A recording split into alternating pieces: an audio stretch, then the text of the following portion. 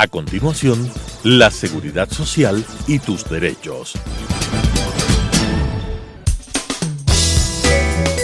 Clasificación B, bajo supervisión de un adulto.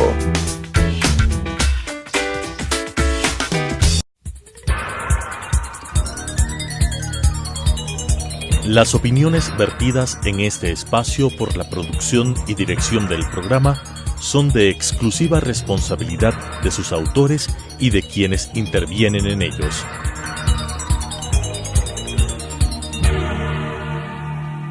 Telesucesos Canal 29 UHF presenta La Seguridad Social y tus Derechos, un programa dirigido para todas las personas y para conocer la realidad de la seguridad social y su derecho, con la conducción de la doctora Carmen Corral Ponce. La Seguridad Social y tus derechos. Bienvenidos amigos, este es un nuevo programa de la Seguridad Social y tus derechos. El día de hoy vamos a tratar el sistema de salud. Este es un programa a cargo de la Mesa de Estudios de la Seguridad Social y hoy día tenemos como invitado especial el doctor Mauricio Espinel, quien es experto en temas de salud pública y epidemiología. Trabajó mucho tiempo en el IES, es profesor de la San Francisco, un experto en la materia. Bienvenido, Mauricio, a este programa. Muchas gracias, Carlita. Queremos hoy día tratar este tema tan importante y seguramente vamos a tener muchos programas en el tema de salud, pero vamos a comenzar con el sistema de salud. ¿Cuál sería la definición del sistema de salud? ¿Por qué sistema? En esta época navideña hay que dar un saludo fraterno a los televidentes, pues precisamente el tema de salud tiene que ver con esto de los derechos, como bien dice tu programa, la seguridad social y los derechos. Y en el Ecuador, uno de los derechos que se ha consignado en los últimos años ha sido el derecho a la salud.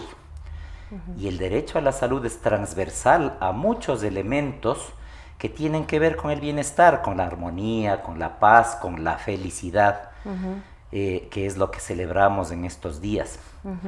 Así es, muy apropiado, muy apropiado. Exacto, y es muy interesante ver cómo en el Ecuador ha evolucionado este concepto, ¿no?, de la salud como un elemento fundamental de la seguridad social. Entendida la seguridad social como esa protección, ¿no? Como la tranquilidad que debe tener una persona frente a cualquier eventualidad. Pero entonces usted diría que no siempre la salud estuvo entendida como un derecho, porque ahora está ratificado en la Constitución. ¿No siempre fue tomado como un derecho? Históricamente el tema de los servicios de salud y el Ministerio de Salud como el rector, como el líder en ese proceso, es muy reciente. Tenemos pocas décadas, estamos hablando de la década del 50, 60, cuando comienza a construirse institucionalidad al respecto de los servicios de salud. Pero esa institucionalidad se genera inicialmente en el Ecuador, ¿no?, hace poquitos años, alrededor de la beneficencia. Todavía tenemos en el Ecuador la Junta de Beneficencia. Y entonces se veía el tema de los servicios como una dádiva, como un favor que le hacíamos a la gente, ¿no?, darle unos servicios, unos hospitales, una atención, unos medicamentos. Eso va transformándose y en la Constitución del 2008 ya aparece este concepto. Antes no había eso, es decir, apenas en el 2008 se coloca el tema de la salud como un derecho y expresado en la Constitución. Y cuando hablamos del derecho a la salud, ahí confluyen muchos otros. El derecho al agua, por ejemplo, tiene que ver con salud. Los derechos sexuales y reproductivos tienen que ver con salud. Y así, ¿no?, muchos de los derechos tienen que ver con este elemento fundamental de la salud. Entendiendo como salud, y esto es importantísimo que la gente comience a darse cuenta. Si yo me encuentro con mis amigos en la calle, en el fútbol, hola, ¿cómo vas? ¿Cómo está tu salud? Ah, no me he enfermado de la gripe tiempos. Se ve entonces que la conexión que hace toda la gente es enfermedad, no hay enfermedad, estoy sano. Así es. Hay enfermedad, no estoy sano. La salud va un poquito más allá. Los salubristas vemos la perspectiva de la salud como ese espacio de bienestar. La Organización Mundial de la Salud dice el perfecto estado psicológico, social y biológico. Eso es utópico, pero esa es la perspectiva que tiene la salud pública. Usted ha topado un tema muy importante que es justamente el tema de relacionar salud con enfermedad, y me parece que esto es fundamental porque en seguridad social y sobre todo el Instituto Ecuatoriano de Seguridad Social hace un enfoque en esta última década, un enfoque totalmente curativo, a construir hospitales, a dar la prestación médica, pero no hace el enfoque preventivo, que es justamente evitar la enfermedad. Y ese tema me gustaría que lo profundicemos. ¿Cómo no? Mira que el mundo tiene una historia muy rica en relación a este proceso de desarrollo de la salud como tal. Un cineasta muy conocido, Michael Moore, hizo uno de sus películas que se llama Psycho, yo lo vi. en donde cuenta cómo funcionan los diferentes sistemas de salud. Y tú planteaste este tema alrededor del sistema de salud. Para los televidentes interesados, ¿no? Van y compran $1 en donde venden las películas y van a tener, ¿no?, una referencia muy interesante de la perspectiva del sistema de salud. En Estados Unidos sobre todo, ¿no? Contrasta cómo se estructura el sistema de salud en Estados Unidos, que se basa en seguros, en la posibilidad de pagar. Si yo pago, tengo atención. Si no pago un seguro, no tengo atención. Y entonces él contrasta eso alrededor de algunos de los bomberos que participaron el septiembre 11 con lo que pasa en Cuba, con lo que pasa en Francia, con lo que pasa en Inglaterra y en otros sitios.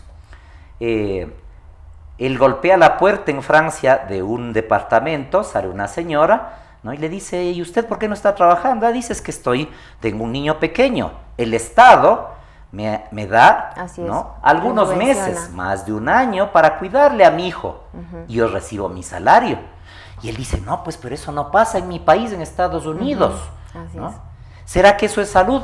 Por supuesto, porque eso tiene que ver con ese desarrollo inicial de ese niño que luego va a ser un ciudadano productivo, ese cariño, ese amor, ese espacio en donde él comienza su proceso de desarrollo. En los meses más importantes de su vida los está pasando con su madre. Pero y luego, y entonces él le dice, llega otra persona y toca la campana, y es una chica que viene a ayudar, contratada por el Estado. ¿No? ¿Y usted qué viene a hacer aquí? Vengo a ayudarle a lavar los platos, la ropa y a prepararle la comida al esposo. ¿Y cómo es esto? ¿Y quién le paga a usted? Le paga el Estado. Pero entonces, ahora mira cómo usted está topando un tema que, o sea, suena fantástico. Yo vi el documental y lo recomendamos. Pero usted topa un tema que es ¿cómo paga el Estado todo eso? Y volvamos al Ecuador. Entonces, ¿cuál es el financiamiento del sistema de salud? ¿Cómo estamos aquí? Para terminar esta idea, mira, estamos hablando de cosas que para nosotros serían sueños, utopías, ¿no? Que no se pueden alcanzar. Sin embargo, hay países en donde el bienestar, la salud pública paga estas cosas que estamos diciendo. Eso es lo ideal. Esa es esa perspectiva de bienestar. ¿No? Aquí, y de prevención. Aquí, ¿cuál es la idea? Volvemos al tema de la enfermedad. Suponemos que solo cuando pagamos medicamentos, cuando pagamos inyecciones, cuando construimos hospitales, ponemos más ladrillos en el hospital, estamos haciendo salud, ¿no? Y eso no está bien. Por eso tenemos que cambiar nuestra estructura mental, nuestro paradigma de qué significa salud. Y ahí entonces está la conexión con lo que debe hacer un sistema de seguridad social en donde se protege al individuo, ¿no? Y donde queremos que esté saludable. ¿Cómo se financia, me preguntas aquí, el sistema de salud? Son algunas fuentes, ¿no? Una de ellas son los impuestos. Pero en el Ecuador, después de 10 años de revolución, en donde se estableció el concepto de gratuidad, supuestamente en los papeles, en la Constitución dice: yo no debería gastar un centavo, como pasa en otros sitios. Resulta que los datos de la Organización Panamericana de la Salud, el ente rector de la salud en toda nuestra región, dice que somos uno de los países en donde más gasto de bolsillo hay. 50% de lo que se tiene que gastar para solo servicios de enfermedad salen del bolsillo de los ciudadanos. La otra mitad sale del presupuesto del Estado a través de impuestos, de las contribuciones que se hace a la seguridad social, de las donaciones que se hace a través de la lotería en junta de beneficencia, ¿no? Y de las pequeñas contribuciones, ¿no?, que hacen diferentes organismos internacionales. Pero la mayoría sale del bolsillo de las personas. Entonces no hemos logrado cumplir, como muchas otras cosas que dicen en el papel, pero que no se cumplen, y que es este principio de la gratuidad. Y esto tiene una implicación muy fuerte en términos de seguridad social y protección, porque uno de los principios fundamentales es aquel de proteger un descalabro financiero. Por un lado está, en términos de la salud pública, asegurar que tú estés sano, pero por otro lado está el tema de protección financiera. La salud pública tiene ese principio fundamental. Si un niño en una comunidad, yo trabajé muchos años en el río Cayapa, Santiago Onzole, muchos no deben conocer, un espacio hermosísimo, un paraíso en el norte de nuestra provincia de Esmeraldas. Y entonces la última comunidad, Hoja Blanca, en el río Cayapas, si un niño se enferma ahí por malaria y el papá tiene que contratar para bajar al hospital 8 horas en canoa, una canoa que le va a cobrar $200, $300, y él tiene que quedarse en el hotel del pueblito por 4 o 5 días mientras le atienden a su niño, pagando $5 diarios y comiendo por $2 diarios todos esos 5 días, y luego tiene que comprar ese 50% de gastos que no le cubre el Estado. Resulta que para una persona que vive con $1 o $2 al día en esas comunidades, un gasto de algunas decenas, cientos de dólares es un descalabro financiero. Prácticamente imposible. Lo mismo que para nosotros el que algún familiar nuestro tenga un cáncer y tengamos que comprar esos medicamentos carísimos. Descalabro financiero. Entonces el tema del financiamiento en la salud es fundamental para proteger a la población de estos potenciales descalabros financieros, que no implican solo el pago de las enfermedades catastróficas y raras, sino el que la gente realmente cuente con acceso. En salud pública hablamos del acceso a la salud. Muy bien, Mauricio, entonces en este tema del sistema, vemos que hay varios actores en el sistema y el tema del financiamiento es algo muy complejo porque de eso depende de las prestaciones.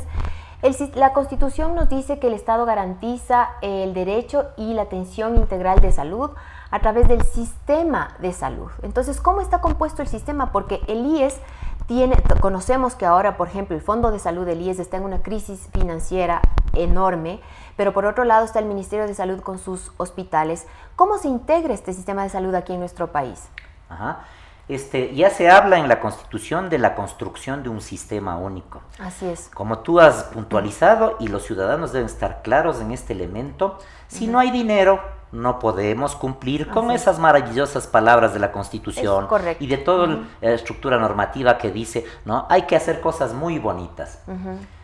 Una de las cosas que dice la Constitución es que deberíamos estar en este momento invirtiendo como país al menos el 4% del Producto Interno Bruto. Es decir, del dinero que produce cada ecuatoriano, el 4% debería dedicarse en términos de la inversión pública, es decir, la parte que pone el Estado en salud.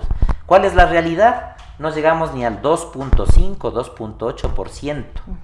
Es decir, se ha incumplido la Constitución, una de las transitorias, me parece que es la 16, ¿no? Al respecto de que se debía aumentar progresivamente esa contribución del Estado, ¿no? Entonces, esto es gravísimo. Se incumple la Constitución por todas partes. En ese punto y en muchos otros. En muchos otros. Eso en la parte de como quien dice, el gobierno, ¿no? Luego en la seguridad social hemos visto estos problemas de falta de financiamiento porque el gasto es excesivo. ¿Por qué excesivo? Y nosotros utilizamos mucho el concepto de eficiencia, es decir, lograr los objetivos con la menor cantidad de recursos posibles. Si nosotros nos dedicamos al gasto hospitalario, en un momento de la historia en donde vivimos un avance tecnológico muy rápido, lo que sucede es que no existe país en el mundo que pueda acompañar financieramente el avance tecnológico, ¿no? Explíquese un poco mejor en ese tema. Compras un tomógrafo, ¿no?, de última generación y de aquí a un año ya es obsoleto. En los Estados Unidos cambian esa tecnología cada 2, 3, 4 años. ¿Sí? Y además con costos enormes. Con costos enormes. Entonces, si yo quiero acompañar por ese lado, nosotros decimos de salubristas, el gasto hospitalario es un fondo de saco sin fondo. Toda la plata que ponga se va a gastar. Se va y se va y se va. Y entonces yo debo ir estructurando, y es lo que han hecho países en donde funciona mejor el tema de la atención de la salud. Digamos, Inglaterra, yo les digo a mis estudiantes, Inglaterra es un país socialista o capitalista. A coro dicen capitalista, ¿sí? Pero resulta que cuando uno está ahí, yo estudié allí, ¿no?, siendo extranjero, tiene acceso gratuito a todos los servicios de manera ordenada. De salud. Lo mismo, me voy al otro lado. Si me voy a Cuba, ¿no?, basta, y en el video de Michael Moore pasa eso, ellos van a Cuba, ¿no?, y siendo extranjeros, siendo americanos, les atienden y les dan toda la atención. ¿Qué es lo que quisiera nuestro ciudadano? ¿No? Que cerca de su casa, en su barrio, él tenga este acceso a la salud. Así es. Pero ¿y entonces cómo hacemos? Porque si es que tenemos, acabamos de ver cómo se ha inaugurado un mega hospital en Guayaquil y en Quito, afirman que con tecnología de punta, entonces ese gasto, además de ser enorme, la tecnología que está invertida ahí va a quedar obsoleta en pocos años. Y entonces, pero entonces, ¿cómo hacemos? ¿Cuál es la solución? La solución es, como país, convencernos de que debemos trabajar en un sistema de salud bien estructurado, basado en atención primaria en salud. En algún momento, con tu gusto, podemos conversar largo sobre este concepto fundamental de atención primaria en salud y de promoción en la salud. El de promoción en salud tiene ya más de 35 años. Y ni siquiera los funcionarios de salud, yo soy profesor, como tú mencionaste en la introducción, ¿no? Yo me relaciono con muchos funcionarios del IES, del Ministerio de Salud, y cuando les pregunto, ¿qué es esto de la promoción de salud? Dicen es salir con el parlante a que vengan a vacunarse.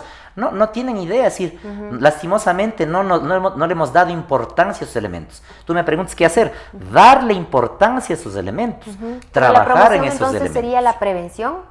¿Sería medicina preventiva? Prevención es un campo, promoción de la salud es otro campo, curación es otro campo, rehabilitación es otro campo. Nosotros debemos trabajar en todos esos campos.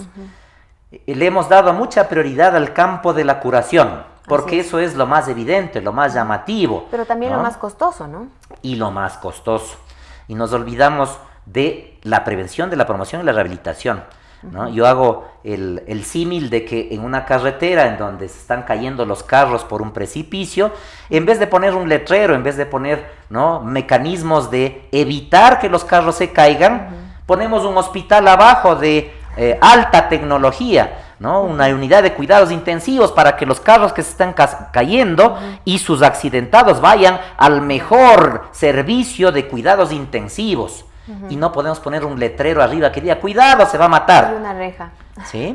Entonces, ese es el papel que tiene la promoción y la prevención en salud, ¿no? Y claro, me evito un montón de dinero, inclusive el carro dañado. Entonces, en nuestro país se invierten entre 7 y 15 dólares, ¿no?, por cada dólar en promoción, 7, 15 dólares en curación, por cada dólar en promoción y prevención. Debería ser al revés, 8 dólares en prevención por cada dólar de curación, ¿no? Eso es lo que pasa en los países que han logrado esta eficiencia en el uso de los recursos en salud. Entonces, ¿qué es lo que necesitamos? Tú me preguntas, ¿y qué hacemos entonces? Tenemos que romper el paradigma, eso quiere decir romper con todo lo establecido. Imagina que digamos, no hay que construir más hospitales, la gente diría, está loco, cójanle a loco. Cuando nos vamos a Cuba, cuando nos vamos a Inglaterra, cuando nos vamos a Francia, y digo, construyamos más hospitales como ha pasado aquí, Dicen, está loco, métanle preso, métanle a un manicomio. Todo lo contrario. Todo lo contrario, porque se ha roto ese paradigma, porque el hospital no es el principal elemento, no es el centro alrededor del cual tiene que girar la salud, ¿no? Son otros espacios en donde gira la salud, ¿no? Qué importante lo que acaba de señalar, porque realmente aquí en el país, al menos en este tiempo, estamos haciendo todo lo contrario, invirtiendo en la curación, e inclusive esto fue opinado por la OIT en la nota técnica que fue comentada hace algún tiempo, hace poco tiempo en realidad. Justamente la OIT dice eso, están haciendo un enfoque curativo cuando en realidad en el Ecuador deberían hacer un enfoque preventivo. Ajá. Pero sí, cuidado, eso no quiere decir que es suficiente lo que estamos gastando en curación. Mira, aquí en el Ecuador estamos alrededor de 150, $200 por persona por año, ¿no? Que se invierte en salud. Debería ser 400, 500. Ya hablamos sobre el tema del financiamiento. Ya. O sea que tampoco se invierte suficiente en curación. No se invierte suficiente en salud. Ni se da la medicina que se necesita, exactamente, etcétera. Sí, hay muchas deficiencias en ese campo, ¿no? Entonces, cuando hablamos de eficiencia tenemos que pensar en todos esos elementos, ¿no?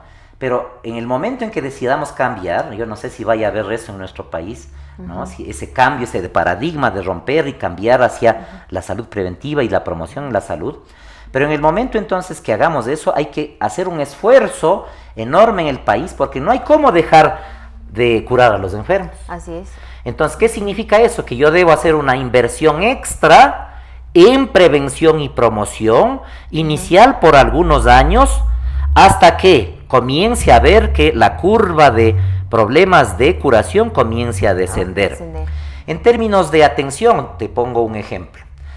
Cuando estuve en el IES nos vino a visitar un grupo de Uruguay, ¿no? Queremos ayudarles a ustedes en términos de prevención de cáncer. Muéstrame unos datos. Le pedí al estadístico, tráeme los datos de cáncer, de cuello uterino, del Carlos Andrade Marín. Entonces me trajo los datos, le paso la hojita al señor, coge la hojita y se pega un susto y dice, y esto no puede ser. Más de 150, 200 cánceres grado 4 han tenido ustedes en este periodo. ¿Por qué no puede ser? ¿Para qué? Para que reciban las resonancias, los químicos, los estos y los otros. Quimios, él me dice, en mi país no vemos esto desde hace 20 años. ¿Cómo puede ustedes ser tan inhumanos de permitir que sus mujeres lleguen a ese nivel de deterioro de su proceso de enfermedad? Increíble. En donde tengo que vaciarle ganglios, útero, vejiga, colon, y ponerle químicos y ponerle un montón de cosas, ¿no? Esta es la diferencia entre prevención y promoción. Entonces ya no tengo que gastar, ellos ya no gastan entonces en cáncer grado 4.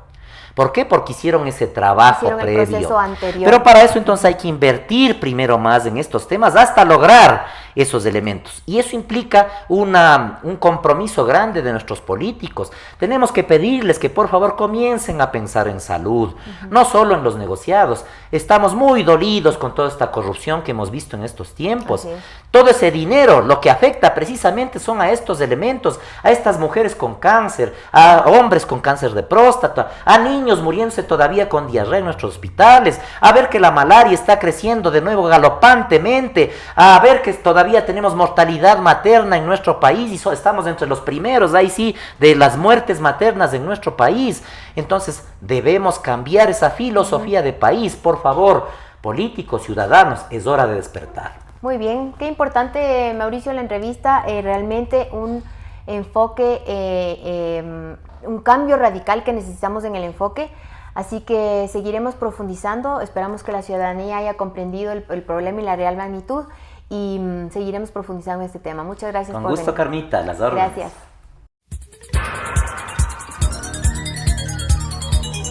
Las opiniones vertidas en este espacio por la producción y dirección del programa son de exclusiva responsabilidad de sus autores y de quienes intervienen en ellos.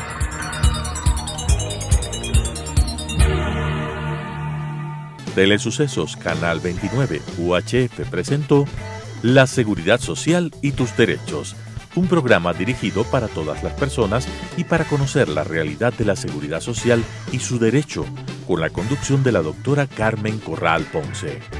La Seguridad Social y tus Derechos.